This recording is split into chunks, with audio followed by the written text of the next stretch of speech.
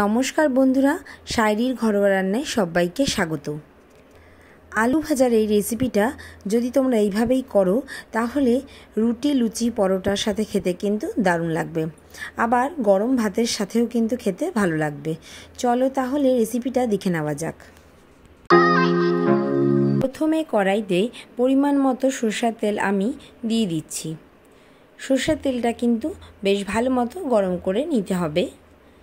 এবারে ফোড়নের জন্য দিয়ে দিলাম হাফ টিস্পুন কালো জিরে, এর সাথে দিয়ে দিচ্ছি একটা শুকনো লঙ্কা। এবারে ফোড়নটা কিন্তু একটু ভালো করে ভেজে নিতে হবে। এখানে আমি নিয়েছি দুটো বড় সাইজের আলুগুলো এইভাবে লম্বা করে কেটে নিয়েছি। এবারে আলুগুলো তেলের মধ্যে দিয়ে দিচ্ছি।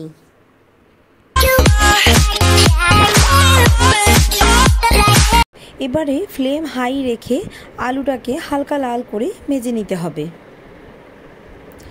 এখন কিন্তু আমি এর মধ্যে হলুদ অ্যাড করছি না। এবার এর মধ্যে দিয়ে দিচ্ছি একটা মিডিয়াম সাইজের পেঁয়াজ কুচি। পেঁয়াজ দিয়ে দেওয়ার পর আলু আর পেঁয়াজ ভালো করে ভেজে নিতে হবে। এর সাথে দিয়ে দিচ্ছি একটা চিড়ে রাখা কাঁচা লঙ্কা।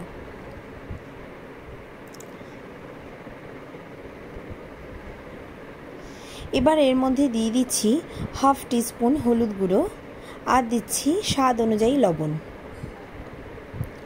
হলুদ আর লবণ দিয়ে দেওয়ার পরে আলু আর পেঁয়াজ ভালো করে আরও একবার ভেজে নিতে হবে।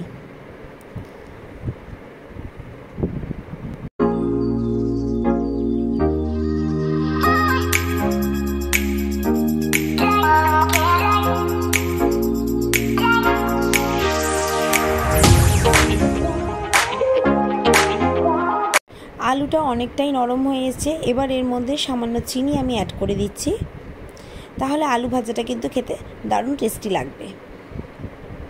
আর যদি তোমরা চিনি পছন্দ না করো তাহলে চিনিটা কিন্তু তোমরা স্কিপ করতে পারো।